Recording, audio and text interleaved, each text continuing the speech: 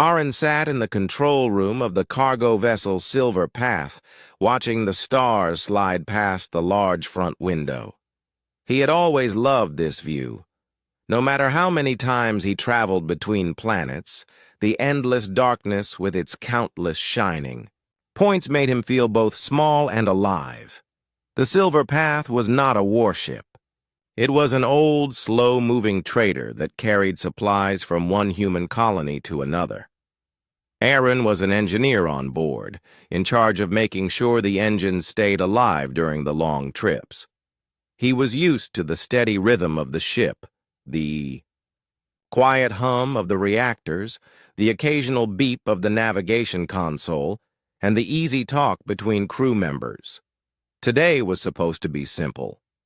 They were heading toward Orion Trade Station, a large hub near the outer edge of human-controlled space. Once there, they would unload machinery parts and medical supplies, take on new cargo, and return to the inner colonies. But halfway through his shift, the quiet calm broke. The ship's radar alarm started to beep rapidly. Aaron leaned forward, looking at the screen. Something big was approaching from the far left of their path. At first, he thought it might be another cargo ship, but the speed was far too fast.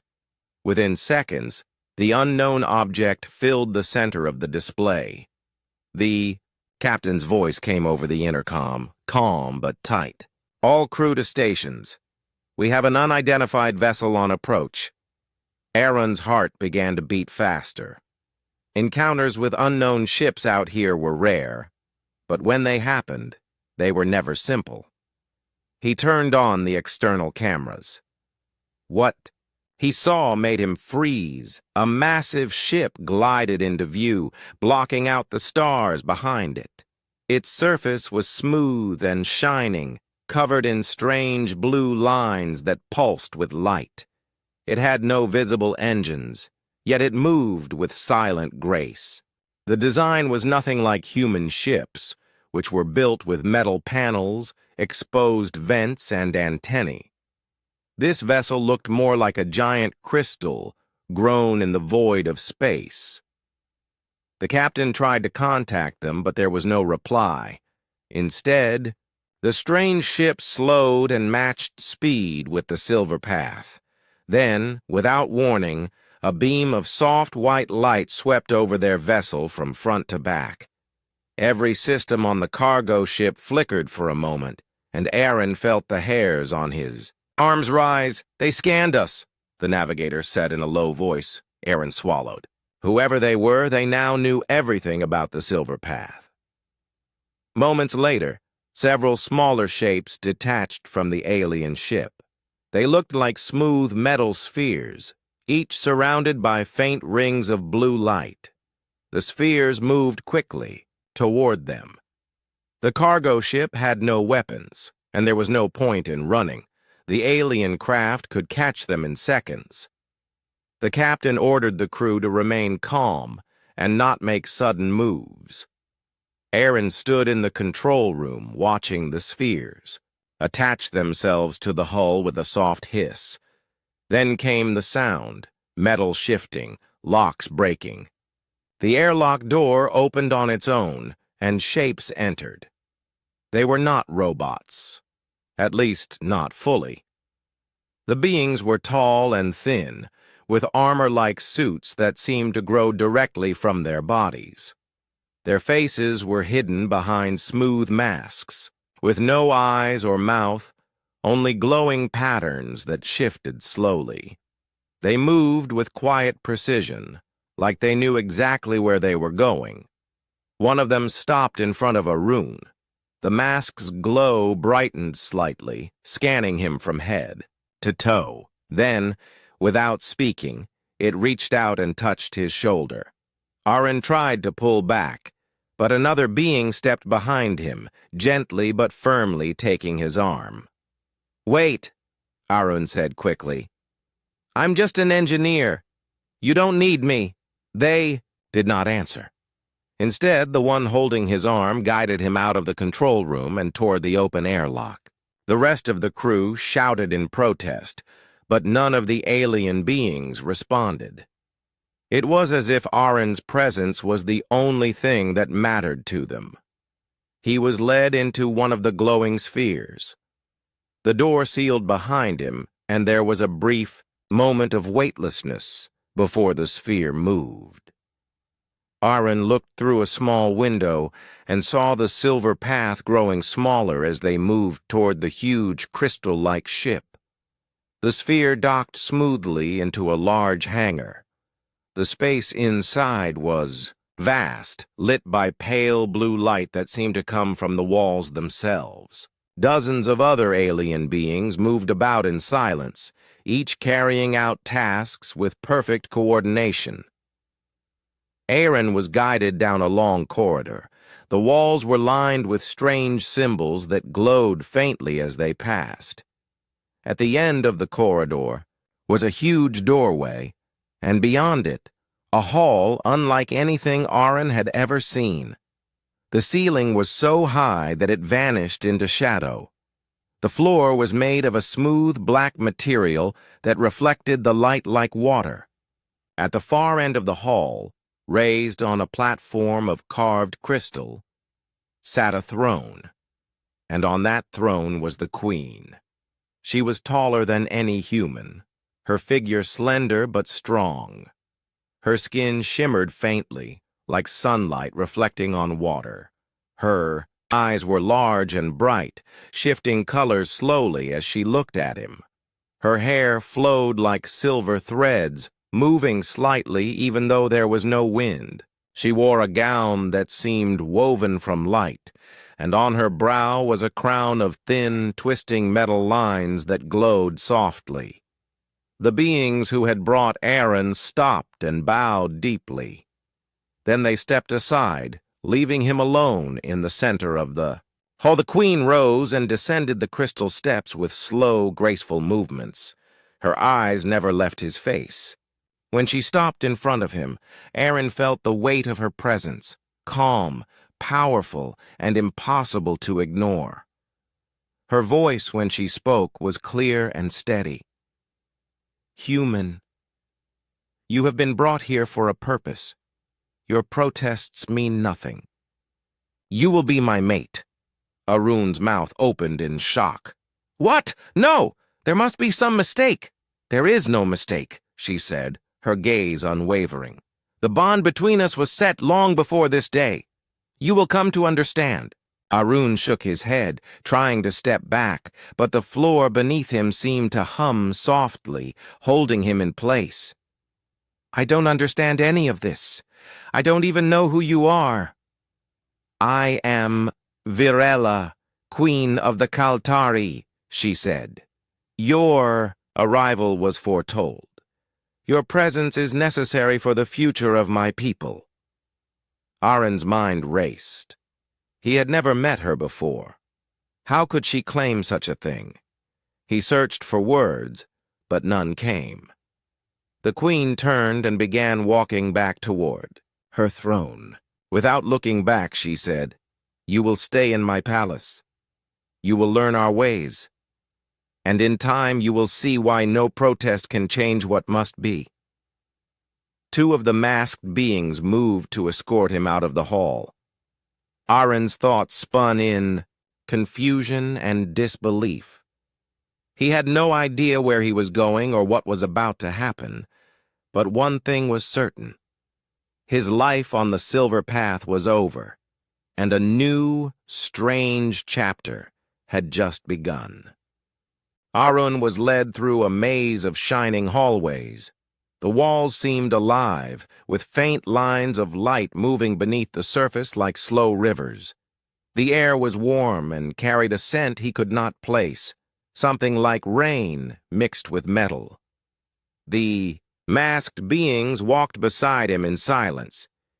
He tried to ask them where they were taking him, but they gave no answer. Their steps were perfectly in sync, their movements smooth and controlled. At last, they stopped before a tall doorway made of crystal panels. One of the beings touched the wall, and the panels slid apart without a sound. Aron stepped inside and found himself in a chamber so large it could have held his entire ship. The floor was covered in a soft, dark material that felt strange under his boots. Transparent walls opened to a view of a vast alien city beneath a violet sky.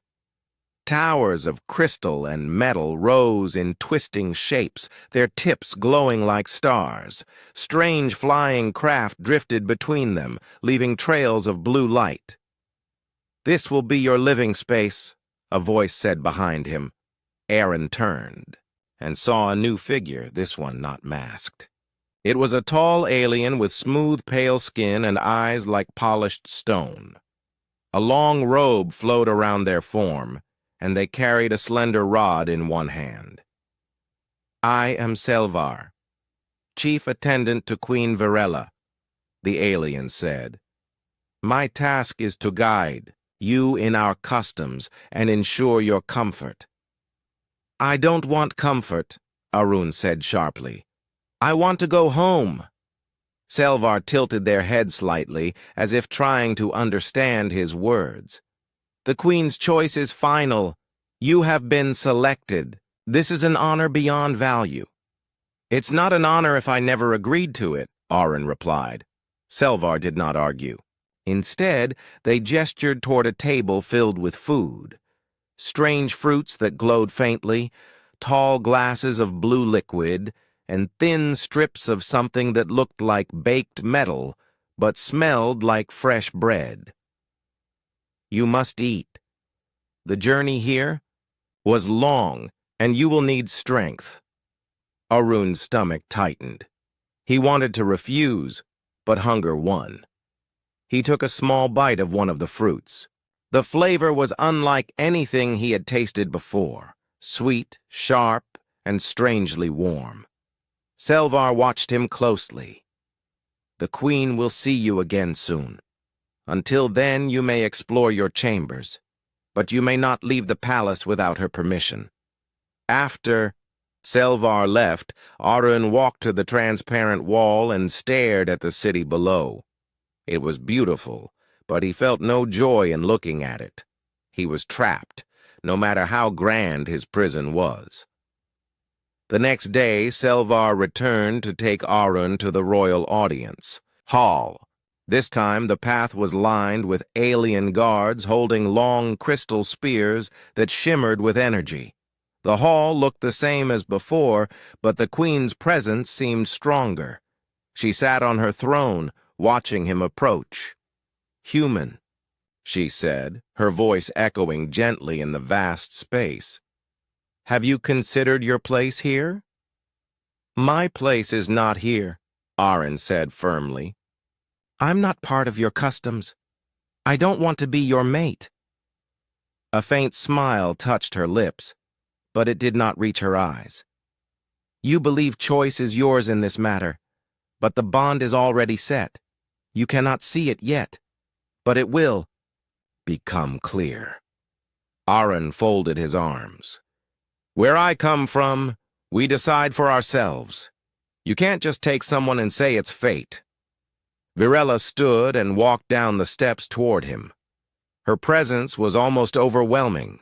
Her height, the strange light in her skin, the way the air seemed to hum around her. "Your world teaches you freedom," she said. "Mine teaches duty. Both are paths, but only one will save my people." "Save them from what?" Aron asked. Her eyes shifted in color, moving from silver to deep green. "There is a threat that grows each day. Our enemies use weapons that can break the mind and bend the will. But you, your kind, are untouched by such power. You are proof of that. Without you, we will fall." Aron frowned. "You don't know that. And even if it's true I didn't ask to be part of it, sometimes," she said softly, "it does not matter what we ask for, only what is needed." They stood facing each other in silence for a moment. Then she gestured to the side, and Selvar appeared again. Teach him our history, Varela ordered. Let him see why I cannot release him. The next days were filled with lessons. Selvar showed Arun images of the Kaltari's past, grand cities on distant worlds, fleets of crystal ships, and their slow rise to power. Then came the images of war, dark ships that poured shadows over planets, strange weapons that sent whole armies fleeing in terror. They break the will, Selvar explained. They twist the mind until loyalty is erased. We have no defense until now. Arun understood the danger, but the idea of being used as a weapon made him uneasy. He asked again to return to his ship, but the answer was always the same. The Queen had chosen, and her choice could not be undone. One evening, Arun found a narrow hallway behind one of the decorative walls in his chamber. He followed it quietly, winding through small passageways until he reached a balcony hidden high above the city. From here, he could see the edge of the palace grounds, where a shimmering barrier of light marked the border. He wondered if he could slip past it somehow, maybe steal one of the flying craft. But as he watched, a patrol of guards passed beneath him, their armor glowing faintly in the dusk. Any escape would be nearly impossible. "Do you think of running?" a voice said behind him. Arun spun and saw Queen Varela standing in the shadows of the balcony. Her gown shimmered in the fading light, and her eyes were calm but unreadable. "I think about going home," Arun admitted. "And yet you remain here," she said. "Your protests are strong, but your steps do not lead you away." "Because I can't leave," he replied. She stepped closer, looking out over the city. "You see a prison. I see a bond waiting to be understood. In time, perhaps you will choose to stay. Until then, I will not force your heart. Only your presence." Arun looked at her in silence. For the first time, he thought he saw something beyond her calm power, something like weariness, or maybe hope. When she turned to leave, her final words stayed with him. "We are both trapped, Arun. Only together can we be free." The next morning, Arun woke to the soft chime of music. It came from the walls themselves, gentle and steady, almost like a heartbeat. When he opened his eyes, the transparent wall of his chamber had changed. The view of the city was now clearer, the violet sky glowing brighter as alien suns rose in the distance. Selvar entered without knocking, as always. "The Queen wishes you to walk the palace today," they said. "You must learn its paths." Arun pulled on the clothes they had given him, soft, light, and covered in subtle patterns. "Learn the paths? Why? I'm not staying here forever." Selvar did not answer the remark. "It is better to know your surroundings." They began walking through the palace. Arun quickly realized it was far larger than he had guessed. The main halls stretched on for what felt like miles, lined with statues that glowed faintly from within. The ceilings were so high that sound echoed, and light from unseen sources made every surface gleam. Everywhere they went, Kaltari attendants bowed or stepped aside. Arun felt the weight of their eyes on him. Some seemed curious, others cautious. None spoke to him directly. "This is the Hall of Memory," Selvar said as they entered a vast chamber. The walls were covered in flowing streams of light, shifting into shapes and images. Arun realized they were memories, scenes from Kaltari history, recorded in perfect detail. He saw great space fleets, glowing cities, and gatherings of their people. In one image, the Queen stood among her council, her face calm and determined. "She is respected," Selvar said quietly. Even by those who disagree with her. Arun kept walking. He did not want to be impressed, but the beauty of the place was undeniable. Still, the more he saw, the more he felt the invisible walls closing around him. Everything here was perfect, yet nothing belonged to him. Later, Selvar took him to the gardens. Instead of plants, they were filled with living crystals that pulsed, with gentle light. Some floated above the ground, humming softly. Small creatures with translucent wings darted between them, leaving trails of golden dust. "Do you grow food here?" Arun asked. "No," Selvar said. "These gardens are for the mind. To walk here is to clear the thoughts." They moved deeper into the garden until they reached a bridge over a pool of still, dark water. Arun looked down and was startled to see the water reflect not his face but something else. A strange, glowing mark on his chest that wasn't really there. "What is this?" Arun asked, stepping back. Selvar looked down at the reflection, but said nothing for a moment. "It is the sign of the bond. The queen will explain when she is ready." Arun's skin prickled. He wanted to ask more, but Selvar was already moving. On days past, Arun was given everything he could need: food, clean clothes, even a library filled with human books that had been translated into Kaltari symbols. He could walk freely inside the palace, but the guards at every exit made it clear he could not leave. Sometimes alien advisors came to visit him. They asked questions about human history, technology, and culture. Arun realized they were gathering knowledge just as much as they were trying to welcome him. He answered some questions but kept others vague. He did not trust them fully. Night, when the palace grew quiet, he explored on his own. Once he found a door hidden behind a tapestry in one of the long halls.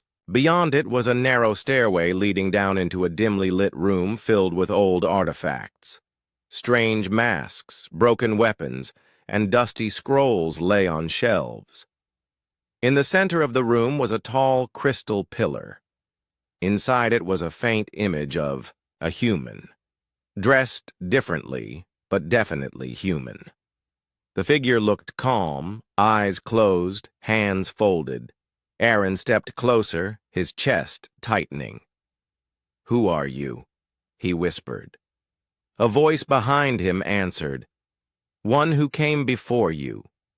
Arun turned to see Queen Virella standing in the doorway.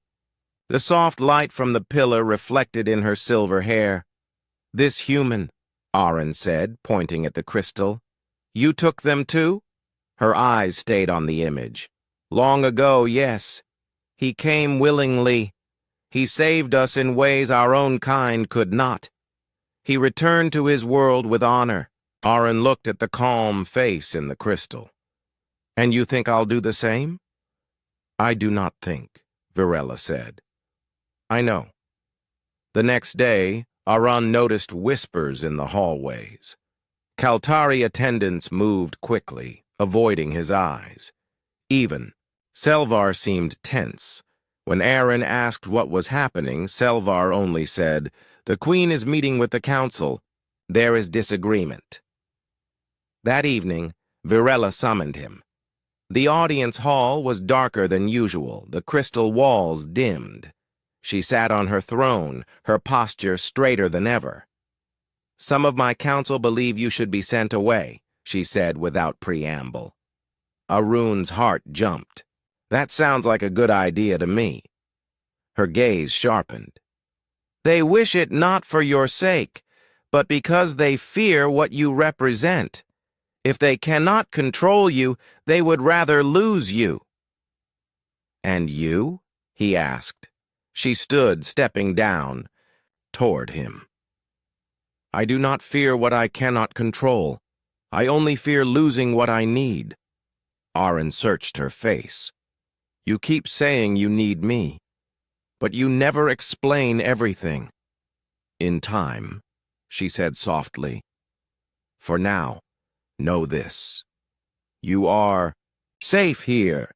But beyond these walls, there are forces that would tear the truth from you by pain or shadow. I will not allow that. Aaron felt the weight of her words. Was this protection or possession? He could not decide. That night, he returned to the balcony he had found before. The city lights glittered far below, and the barrier, at the edge of the palace grounds, shimmered faintly in the dark. He could hear faint sounds, music, the hum of flying craft, the quiet rush of wind. He placed his hands on the railing. This place was a golden cage, beautiful, rich, and filled with wonders, yet still a prison. But deep inside, a troubling thought was growing.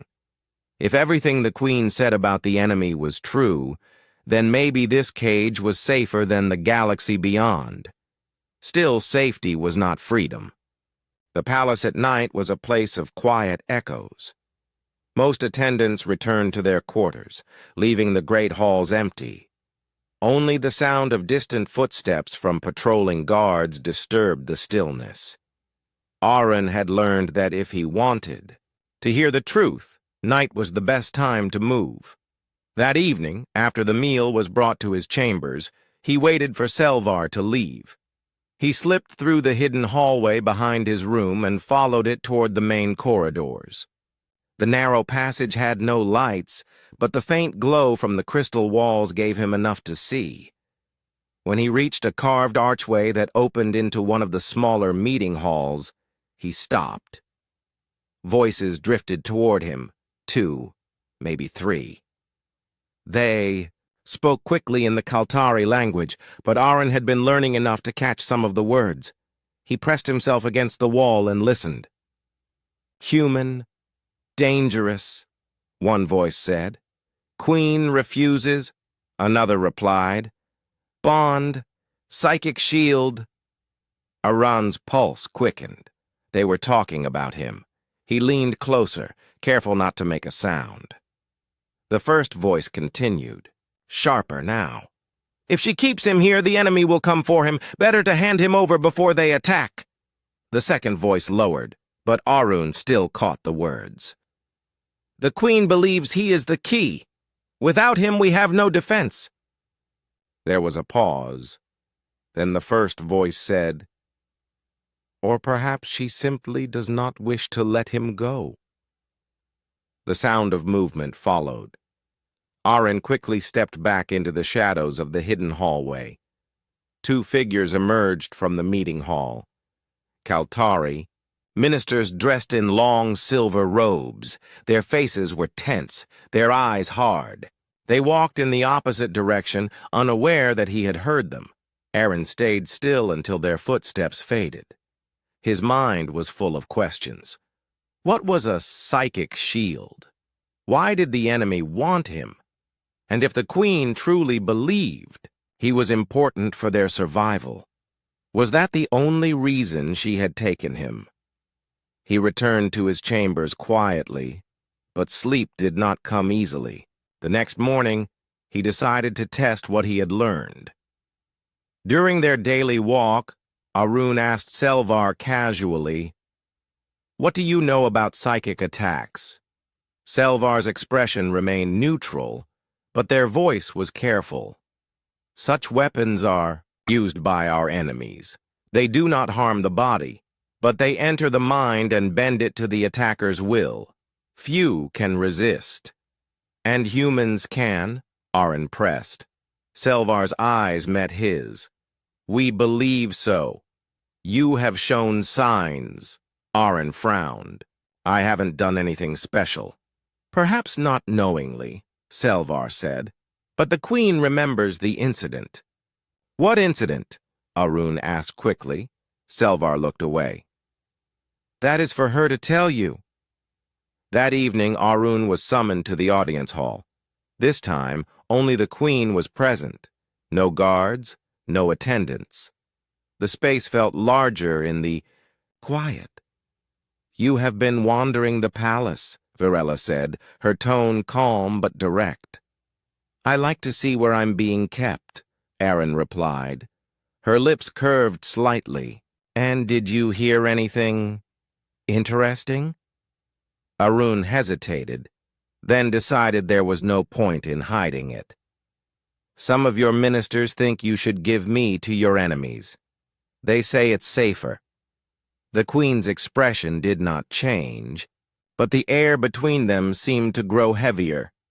"They fear what they do not understand, and they do not understand you." "Then explain it to me," Aaron said.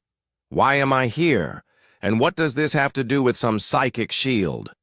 She stepped down from the throne, her silver hair catching the light. "Years ago, before I was queen, our fleet was attacked. A weapon struck my ship, a wave of thought that froze everyone in terror. I could not move. My guards could not move. But you—" Aaron blinked. "Me? I wasn't there." Her eyes held his. "Not you. Another human. He was aboard a trader, ship that had docked with ours for trade. He walked through the field of fear as if it were nothing and helped free us. Since then I have searched for one like him. You are the first I have found." Arun tried to process this. "So you think I'm immune to this weapon just because I'm human?" "I know you are," she said simply. "When my ship scanned yours, it triggered a faint echo of the enemy's weapon. All your crew felt a moment of unease. Except you. You stood still, unaffected." Aaron remembered the strange tingling when the alien beam passed over the silver path. He had brushed it off at the time. "So that's it," he said slowly. "I'm not here because of fate. I'm here because you think I can stop some mind." "Weapon." Her gaze softened. "I think you can protect my people. And yes, protect me." Aaron didn't answer right away. He thought of the minister's words, of the crystal image of the human in the archives, and of the strange glowing mark he had seen in the garden pool. "You could have asked," he said finally. "I could have," she admitted, "and you could have refused. But I will not risk refusal when the cost is my people's lives." Aaron wanted to argue, but he knew nothing about this war or its dangers. All he knew was that he was now caught in something far larger than himself. Later that night, he wandered again. The palace was still, the halls dim.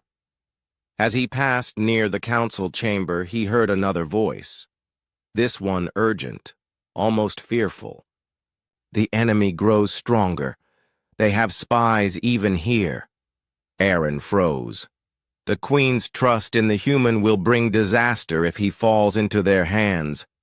Another voice replied, "Then we must ensure he never leaves the palace alive." Aaron's chest tightened. This was no longer only about the Queen keeping him here. It was about survival. His own, and possibly hers. He stepped back into the shadows, the whispers echoing in his mind. Somewhere in this palace, someone wanted him gone.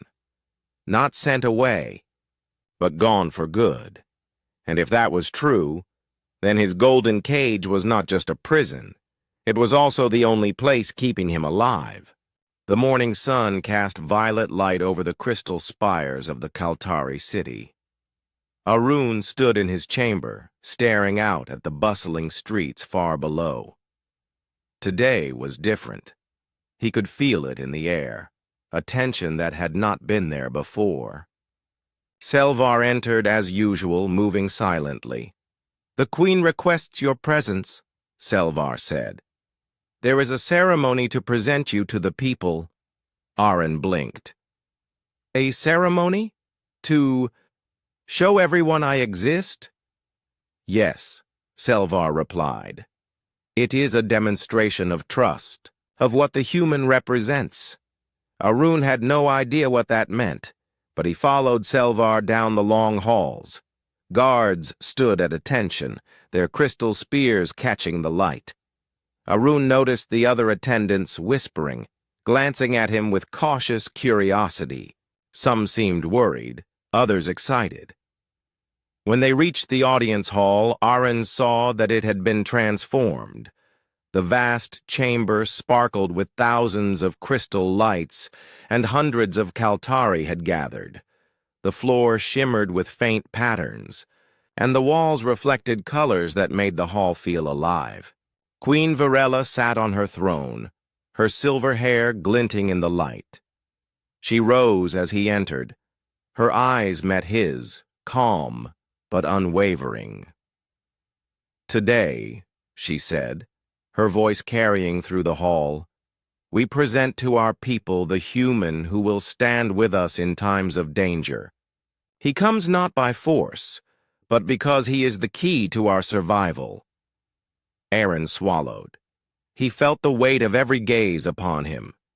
Some eyes were admiring, others suspicious. All of them seemed to measure him, as though he were both a guest and a weapon. Step forward, Virella said. Arun moved to the center of the hall, his steps echoing on the smooth floor. As he did, a low hum began to spread across the chamber. He looked around, confused. The Kaltari were closing their eyes, some trembling, others stiffening in place. What's happening? Arun whispered to Selvar. They are being tested, Selvar replied quietly. A psychic wave from the enemy is approaching. Humans can resist it. We will see if you are truly immune. Arun's heart pounded. Resist it? I don't even know how. Virella stepped closer. Do nothing. Stand as you are. Trust yourself. The humming grew louder, vibrating in the walls, the floor, and even in Arun's chest.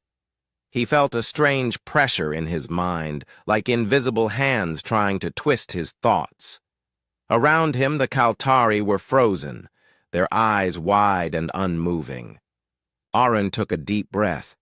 He focused on the sound of the Queen's voice, the solid floor beneath his feet, and the rhythm of his own heartbeat. The pressure pushed harder, but he felt a strange calm. The fear that gripped the others did not touch him. Minutes passed, or maybe seconds. Time seemed to stretch. Arun could feel the wave pressing against him, but he did not fall. He did not flinch. Finally, the humming faded, leaving silence in its place. Arun opened his eyes fully and looked around. The Kaltari slowly blinked, their stiff posture returning to normal. Whispers of relief and astonishment filled the hall. Virella approached him, her face showing the first hint of a smile. You have done what no Kaltari could. You have resisted the weapon. You are indeed what we believed you to be. Arun's knees felt weak, but he straightened. I don't know why or how. I just stayed calm. That is enough, she said. Your mind is human, and human minds are unlike ours. That is your strength. You cannot be broken by what breaks us. The crowd erupted in applause, but Arun noticed something else. Some of the ministers looked worried, even angry. He realized that while he had proven his value, not everyone in the empire accepted it. Virella placed a hand on his shoulder. You have earned their trust, she said softly. And now, perhaps, you will understand why I brought you here. Aaron looked into her eyes. For the first time, he saw not only power and authority, but also vulnerability. She carried the weight of a people who could be destroyed if the enemy succeeded. Later, when the ceremony ended, Arun was led back to a quieter corridor. Selvar followed him, keeping a careful watch. "The council will speak of today," Selvar said. "Some will praise you. Others will argue that your presence is dangerous, but your actions cannot be denied." Arun rubbed his temples. "I still don't understand why I am here. Why me?" "You were chosen for what you are, not who you are," Selvar said. "A human cannot be manipulated by their weapons.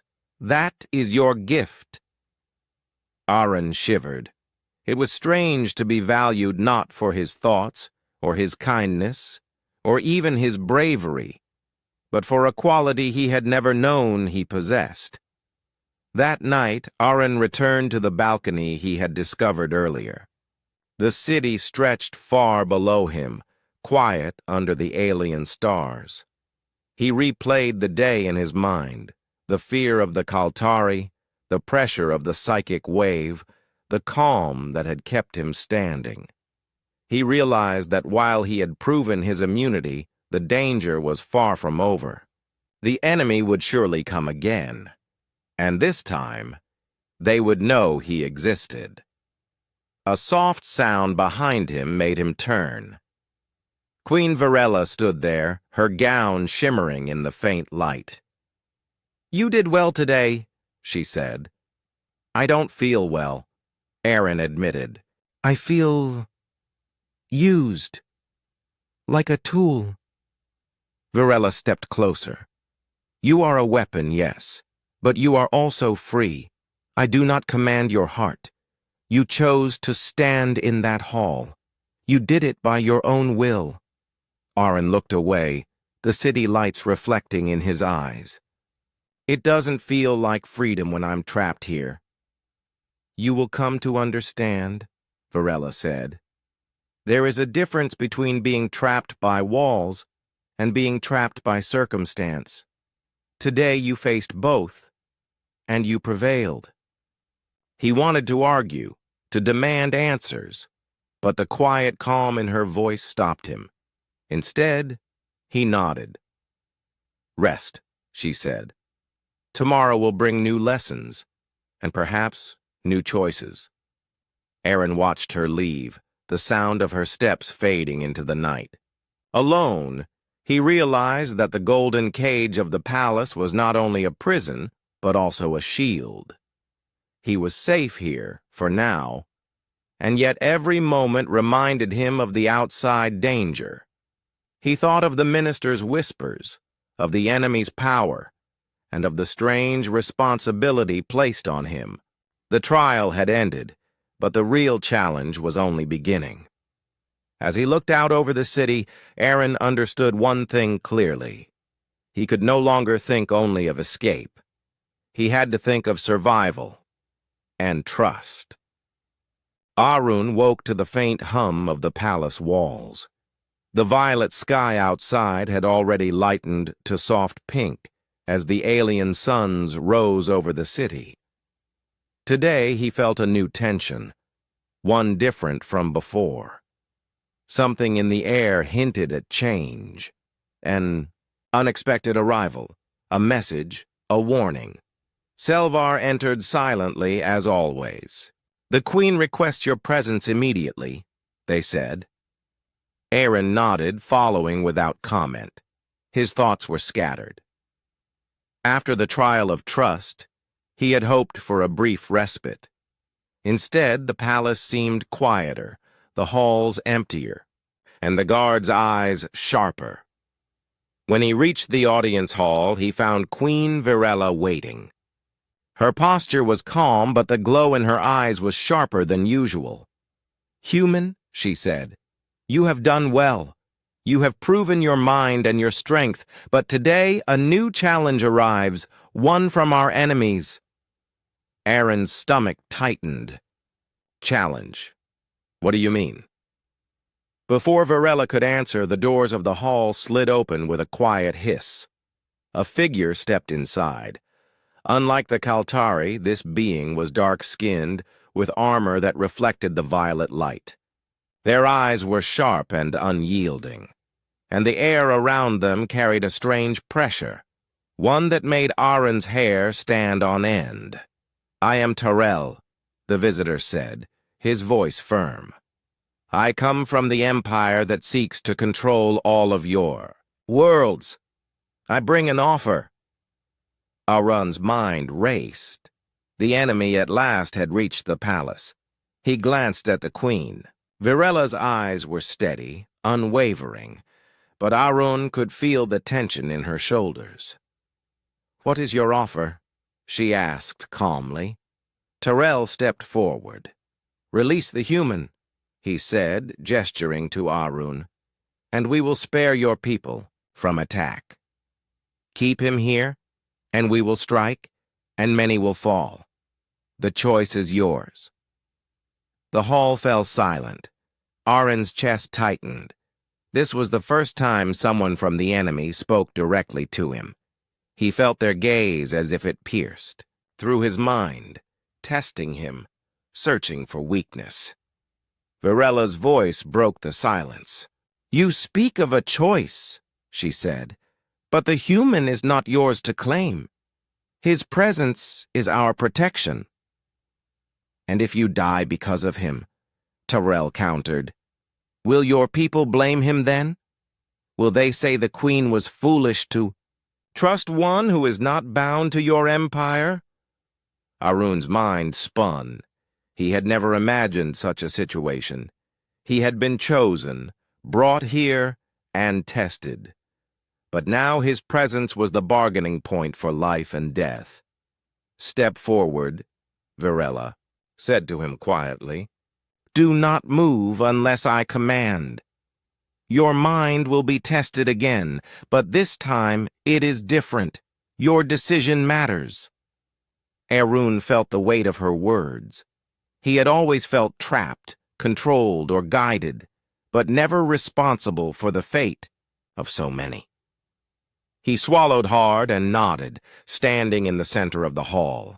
Terrell raised a hand, and a soft wave of pressure flowed through the room. Aaron felt it immediately. A psychic attempt, subtle at first, probing his thoughts, searching for fear or doubt. Around him, the Kaltari guards stiffened, though they remained under Virella's command. Aaron focused on his breathing. He thought of the trial of trust and how he had resisted before. He centered himself, imagining the firm floor beneath his feet, the rhythm of his own heartbeat, and the calm voice of the queen. The wave pressed harder, trying to bend his mind, whispering temptations. "Leave them. Go. Freedom is yours. Trust only yourself." Aaron shook his head, forcing the thoughts away. "I will not let fear guide me," he said silently. "I will not abandon those who rely on me." Terrell's eyes narrowed. He increased the pressure, stronger now, trying to break Aaron's concentration. Aaron felt his vision blur, the air thickening in his mind, but he held his stance, refusing to give in. Virella's voice carried clearly, firm and steady. "Aaron, remember why you stand. Trust yourself. Trust what you know is right." Aaron felt a strange clarity. The fear the enemy sent could not touch him. He understood now that his strength was not in power or skill, but in choice. The choice to remain calm, focused, and loyal. Finally, Terrell withdrew, the psychic pressure vanishing. The hall returned to silence, except for the slow breathing of those present. Aaron felt exhausted, but also strangely alive. "You have passed the trial," Virella said softly, placing a hand on his shoulder. "Not because you are human, but because you understand responsibility. You have chosen to protect others even when no one could force you to." Terrell's expression hardened. "This is not over," he said. "Your empire will pay for harboring one who cannot be controlled." With that, he turned and left, the doors sliding shut behind him. Aaron felt the tension in the room fade slightly. The immediate danger had passed, but the weight of what had just occurred settled on him. He had faced the enemy's direct test and survived. But now he knew that the danger was real and ongoing. Later, in his chambers, Arun sat quietly, reflecting on the events. The palace, which had once felt like a golden cage, now seemed more like a fortress, a place of safety in the middle of an unpredictable galaxy. But safety came at a price.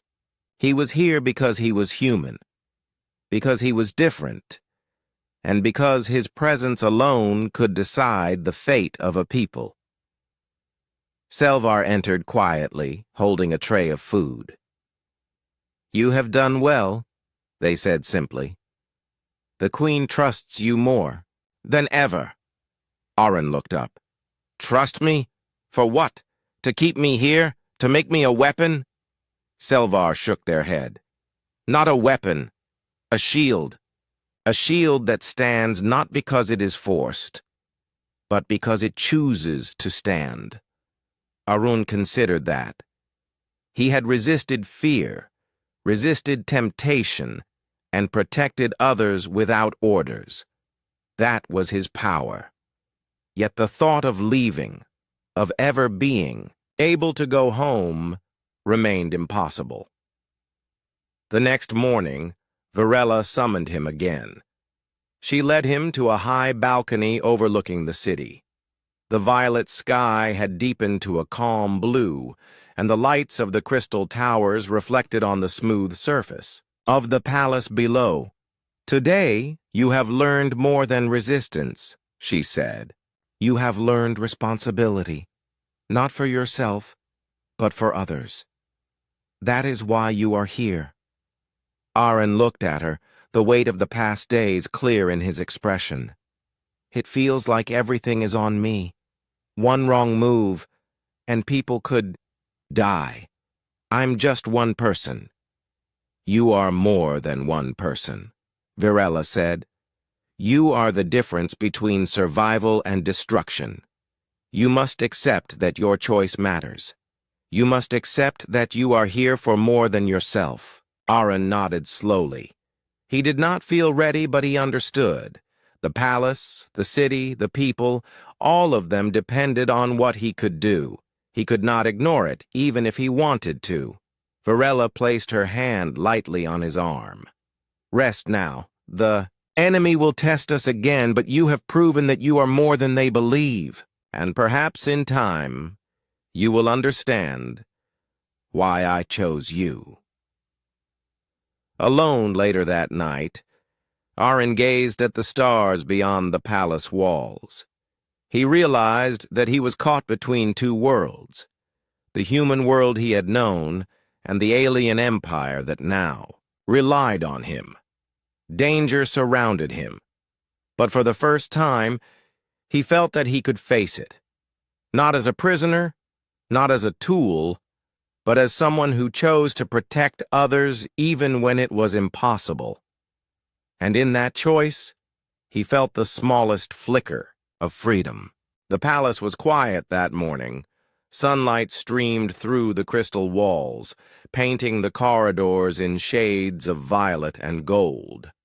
Arun stood in his chambers, staring at the city far below. For days, he had faced trials, tests, and the threat of the enemy, yet now a deeper question pressed on him. What was his own choice? Selvar entered as usual, silent and composed. "The Queen requests your presence," they said. "Today, you will make a decision that affects more than yourself." Arun nodded slowly. He knew what awaited him, though the weight of it was hard to bear. Over the past weeks, he had learned about the enemy, the psychic weapons, the whispers of ministers, and the power he held simply by being human. Every step had brought him closer to understanding why Varela had brought him here, and yet he still felt torn between freedom and duty. When he reached the audience hall, the doors were already open, revealing the vast chamber filled with Kaltari, citizens, guards, and ministers. At the center, Queen Virella stood with her usual calm strength. Her silver hair shimmered in the light, her eyes watching him carefully. "Arun," she said, her voice steady, "the enemy grows stronger. They will attempt to strike again. Today you must choose how you will act. You may remain here and help protect us or leave, risking our safety but reclaiming your freedom." Arun's stomach tightened. It was the moment he had feared yet expected. Every person in the hall seemed to watch him, waiting. He could feel the weight of their hopes, their fears, and even their doubts. I need to understand," he said finally. "If I stay, what exactly am I choosing? Am I just a shield? For your people?" Virella stepped closer. "You are more than a shield. You are the one who cannot be broken by our enemies. You are the proof that their weapons do not control all. By staying, you give our people hope. You give me trust that our civilization can survive." Arin looked around the hall. He thought of the ministers who had whispered against him, of the enemy emissary who had threatened destruction, and of the countless Kaltari who relied on his presence. He felt the full weight of responsibility pressing down on him. "But if I leave," he said softly, "many could die because of me." "Perhaps," Virella admitted, "but only you can decide. We will not force you." Arin closed his eyes and remembered the psychic trial, the pressure that had tried to bend his mind, the voices urging him to abandon the palace. He remembered the golden cage, the quiet corridors, the crystal gardens, and the hidden balcony where he had first realized how small he was in the vastness of the Kaltari Empire.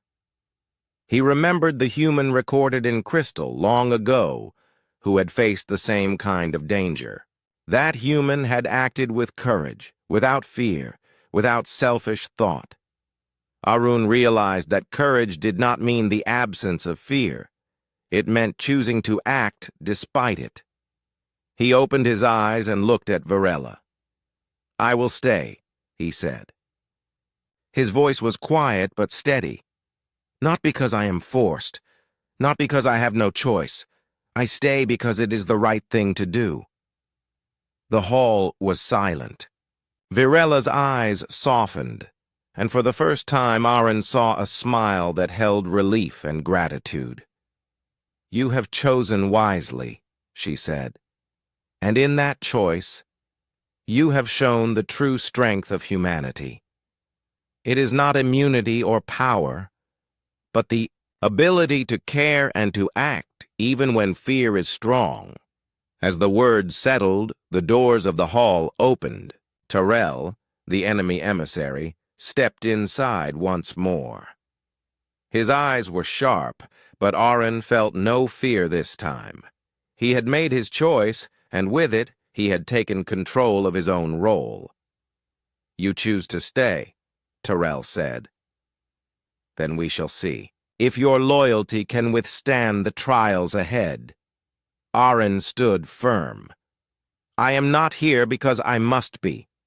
I am here because I choose to protect those who cannot defend themselves from your weapons." Virella raised her hand, and the Kaltari guards moved forward, creating a protective barrier around the hall. Terrell's shoulders tensed, and for the first time, Arin saw uncertainty in his opponent. "You cannot use your mind tricks on him," Virella said calmly. "He has already faced them. You have no power here." Terrell studied Arin for a long moment, then nodded slowly. "So be it. The war is not over, human. But you have proven yourself today." With that, he turned and left, the doors sliding shut behind him. Aaron exhaled, feeling a wave of relief mixed with exhaustion. He had faced both threat and temptation, and his choice had held. Later, in the quiet of the palace gardens, Arun and Varela walked together.